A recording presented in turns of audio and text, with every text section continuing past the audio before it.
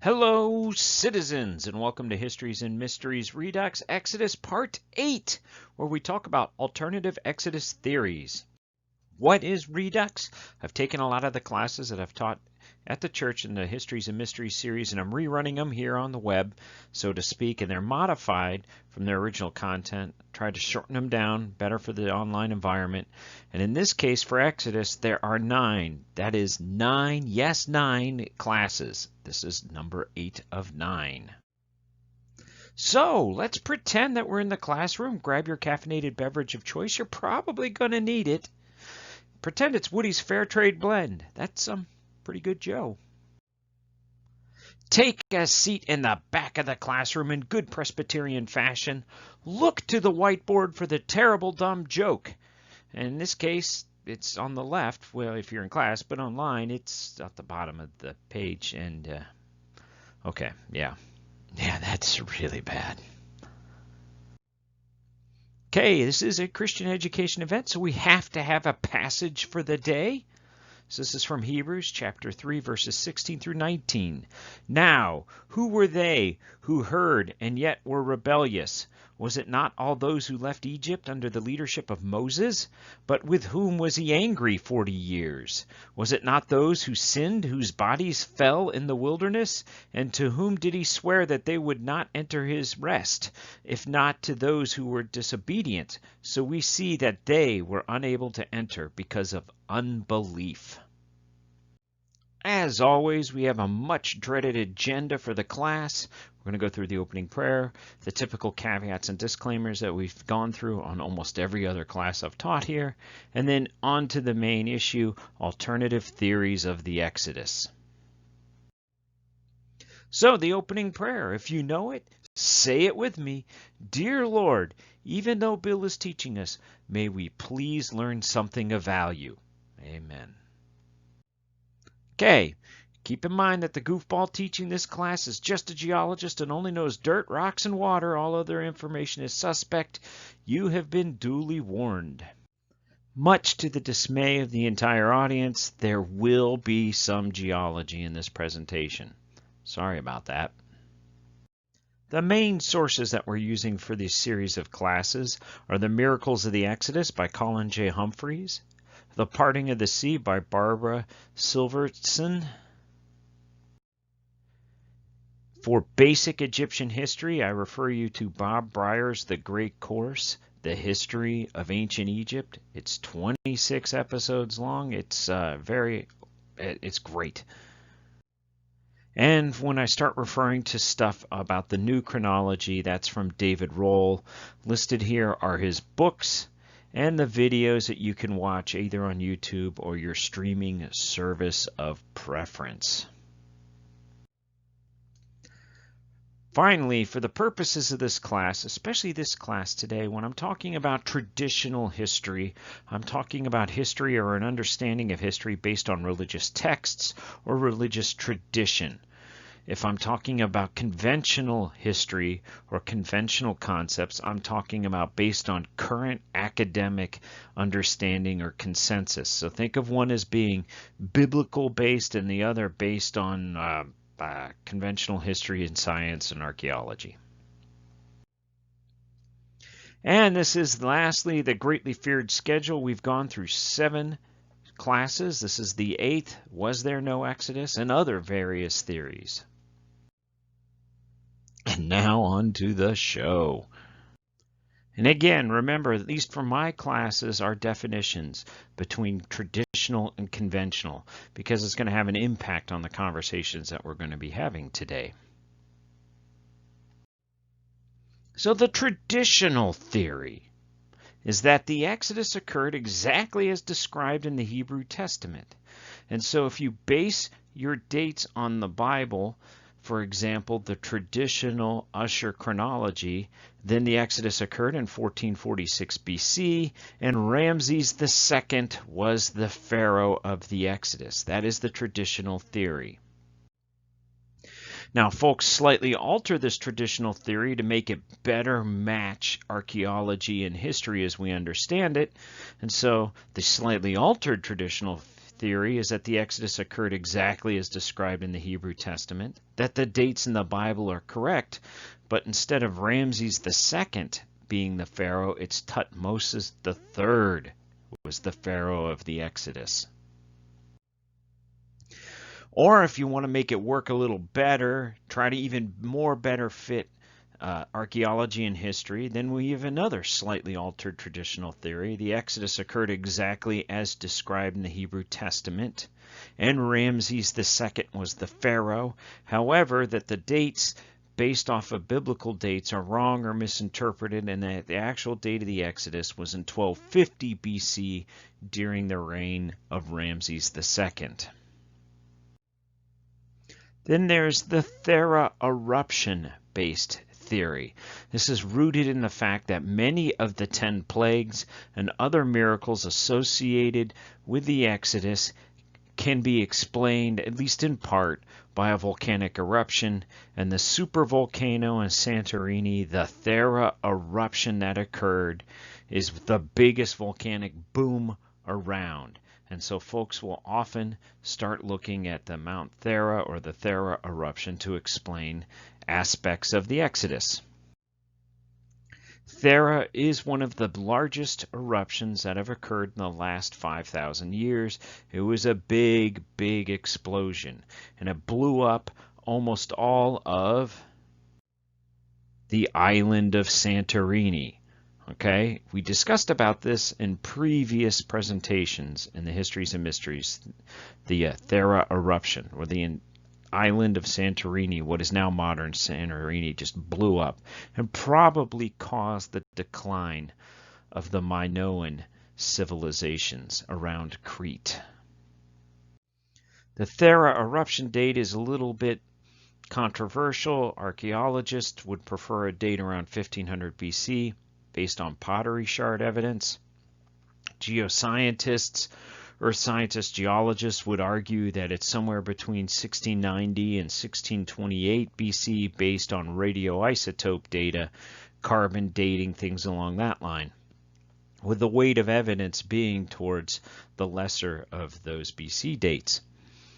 This was a huge eruption. It was massive. So there would have been massive earthquakes and, even more importantly, large tsunamis would have occurred for an eruption like this. This is almost on the scale of like a Krakatoa type eruption. So looking at our conventional Egyptian history timeline, that would place the Thera eruption after the Old Kingdom, after the two kingdoms of northern Egypt and southern Egypt have been unified, past the time of the pharaohs, past the first intermediate period, that time of chaos, past the Middle Kingdom, and during the time of the second intermediate period, in which case the pharaoh might have been any one of the Hyksos pharaohs that had arisen during the second intermediate period in the Egyptian Delta or northern Egypt. Which leads us to the Hyksos are the Israelites theory. Both ancient Greek and Roman historians associated the Pharaoh of the Exodus with Ahmose I, who reigned from 1549 to 1524. He's the one who establishes the new kingdom. Why? Because he expelled the Hyksos, the invaders, the foreigners who had invaded northern Egypt. He's the one that kicked them out and reunified the Egypt under a single Egyptian dynasty again. And historians have often argued, at least ancient historians have argued, that the Hyksos, these foreigners, were the Israelites. Then there are some who choose a two-phase Exodus theory. They choose two time frames from any of the above list. Doesn't matter which, just choose one and then choose another. And then this theory states that there were two Exodus events that were later combined into one. And this explains a lot of the time discrepancies. So for example, the Israelites were building Pi Ramses under the Pharaoh Ramses. That would occur in one time frame, and then other Exodus events like the 10 plagues may have occurred at a previous earlier time frame. That's just some of the theories that are going around. This is supported at least by some people who analyze the text and notice discrepancies in the Hebrew text of the Old Testament and argue, hey, how come in this place Moses is saying, I want my people to go and just go out into the desert for a few days and worship God. And other points, he's like, no, we're trying to leave Egypt altogether. It's almost as if at times it looks like there's two different stories. At least that's what the argument is. Then we've discussed in the past the new chronology as proposed by David Rohl, who's written several books, or at least some books, and put together a couple different documentaries. We've discussed the new chronology in previous episodes. The idea is that the biblical Shishak, the Pharaoh identified in the Bible as Shishak, who conquered Jerusalem and hauled off all the treasures of the temple, was not the Pharaoh Shoshenq the first as conventionally identified by historians, but instead was actually Ramses II. And to make the new chronology work, you need to mess with the conventional chronologies of both Egypt and the conventional chronologies of Palestine to make it all work. And Rohl argues that you do both. Rohl holds up as evidence for his theories the idea that by changing the way the chronology works, you push the reigns of King David and King Solomon out of the early Iron Age and into the late Bronze Age. This kind of works for him because there's very little early Iron Age evidence of a thriving civilization, grand palaces for Solomon. There's just no evidence for that. But in the late Bronze Age, there's lots of evidence of thriving civilization and city growth and things along that line. If you go by his chronology, then that means the Amarna letters who identify in their letters the text, the Haberu, these would be the peoples or the Hebrews as led by Saul in their fight against the Philistines. Other evidence, this pushes the timelines of the Exodus into alignment with early Bronze Age destruction levels that we find in various Canaanite cities, like the collapsed walls of Jericho. And by lining this up with those destruction events, then you can better say, oh, well, the reason these destruction events occurred in these cities is because this is when the Israelites invaded after the Exodus. So the new chronology places Joseph, the coat of many colors guys, as being the vizier or the second in charge under Amenhotep III around 1650 BC. He then assigns the Exodus a date of 1447, just 1 year off from the traditional date of 1446. So the Pharaoh of the Exodus, according to the new chronology, is Dedemosa II, a Hyksos pharaoh who ruled Upper Egypt during the Second Intermediate Period. And what makes him extremely convenient is we know almost absolutely nothing about him. We've only found a few cartouches with his name on it. And so he's convenient in that regard. This leads us to the next theory, the Amarna letters theory. I had mentioned the Amarna letters. I had mentioned that they mentioned people called the Haberu, and according to the new chronology theory, the Haberu refer to the Hebrews under the leadership of Saul when they were fighting the Philistines. However, the Amarna letters theory argues that the Hebrews, the Haberu mentioned in the Amarna letters, are actually the Hebrews invading Palestine following the Exodus. Okay, so let's go back over again the Amarna letters. The Amarna letters are a group of cuneiform tablets. They're written in cuneiform script. They're letters between the pharaohs Amenhotep and Akhenaten and other various kings, governors, vassal states, the Hittites, the Assyrians, as well as, again, various vassal states throughout the land of Canaan, and discussions and letters, diplomatic correspondence. And they often mention the Haberu people, especially various governors in Palestine, asking the Pharaoh for assistance. Send me more men, send me more soldiers, because of the Haberu. The Amarna letters were written around 1350 to 1330 BC, so we're almost 100 years after the traditional date of the Exodus. So, if they were written around 1350, 1330 during the time of the invasion, you add 40 years, go back 40 years, you get 1390 to maybe 1370 during the Exodus, and that makes the Pharaoh Amenhotep III the Pharaoh of the Exodus. During Amenhotep III's reign, Egypt was at the highest point in terms of wealth, culture, territory. It was about as big as you could possibly get during his reign.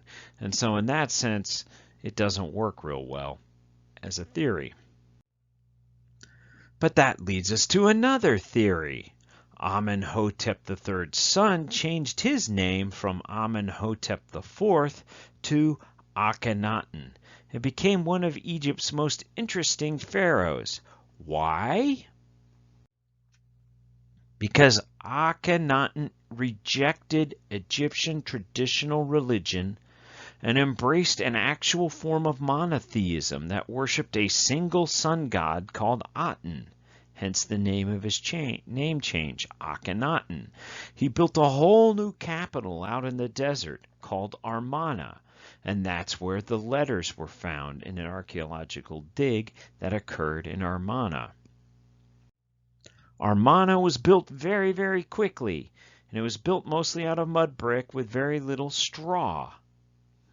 That's interesting. It was built by slaves, and there are curious similarities between the worship of Aten and Hebrew ritual. For example, in the worship of Aten, you have the worship centered around an Egyptian battle shrine that sounds an awful lot like the Ark of the Covenant. So if Akhenaten was the pharaoh of young Moses, then his son would be the pharaoh of the Exodus. So who was Akhenaten's son? King Tut, Tutankhamun, the boy king, who, using a conventional Egyptian chronology, ruled from 1334 to 1325 BC, just a few short years.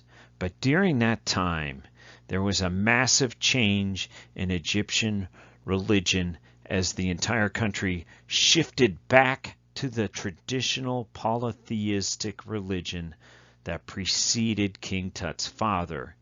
And as a result, King Tut's father's, Akhenaten's capital, Amarna, was abandoned and left to just be taken by the desert. Hence the reason we still found the letters there. Or there's an even more shocking theory out, and this is a current leading theory among academic historians. So in terms of conventional academics nowadays who take a look at the Exodus, the theory I'm about to espouse is a leading contender. There was no Exodus. That's what conventional historians argue, that the Hebrew nation developed out of a mix of various Canaanite populations, that the Hebrews and the Israelites used various legends of the Exodus as a way of differentiating themselves from the other Canaanite peoples from which they were springing forth from. We are different because of these legendary events that occurred during the Exodus. And all of this finally got codified into the Bible, into the Hebrew text during the exile in Babylon. Prior to that, everything was being communicated kind of orally, tradition, some stuff along that line. And then that got carried forward and actually written down during the exile in Babylon. So, what do I think? Well, I do get the final word because I'm the teacher. If the Exodus did occur, then looking at the evidence or the lack of evidence, depending on your point of view, then the conquest would have occurred around 1550 BC, which would then have aligned the Exodus occurring around 1600 BC in the middle of the Second Intermediate Period underneath one of the Hyksos pharaohs. So I argue that, at least based on my understanding of the evidence, if you were going to have an Exodus event, it would have occurred during the Second Intermediate Period, because there's almost no other place where conventional history allows the Exodus to occur, because we have such bad record keeping from that time period. And that kind of makes things gel moving forward. You can then explain things with the Thera eruption, and you can explain other things by other volcanic eruptions. That's my argument. But there are some, let's look at some of the crackpot theories out there. And of course, one of the leading crackpot theories is aliens. Okay, UFO alien nuts are actually looking into the Bible for evidence of ancient aliens. Their argument is that aliens transferred technology to the ancient civilizations, especially the Egyptians, allowing them to develop and expand and increase their own technological know-how and base, and do things like build pyramids and things along that line. So when ancient alien adherents look to the texts, they look to these passages in the Bible. There were giants on earth in those days, and also after that, when the sons of gods came to the daughters of men and they bore children to them. That's from Genesis 6. The roar went before them by day in a pillar of cloud to lead the way, and by night in a pillar of fire to give them light. That's Exodus 14:21. These are various passages that have been used by ancient alien type theorists to support the presence of ancient aliens during ancient times. So the ancient alien theory of the Exodus, if you can even use the word theory, is that aliens caused the miracles of the Exodus, that all of those miracles were alien special effects. Mount Sinai was covered in smoke because the Lord descended upon it in fire, and the smoke ascended like a smoke in a furnace, and the whole mountain quaked loudly. And when the voice of the trumpet sounded and waxed louder, Moses spoke and God answered, which is like, could have been seen right out of Close Encounters, right? Giant flying saucer over the mountain? Well, something like that. And that's all we have for the 8th episode here. The next session, the 9th session, is the last in the series on the Exodus, where we wrap this all up. And so, until then, here's a squirrel praying for your soul. All right, folks, take care.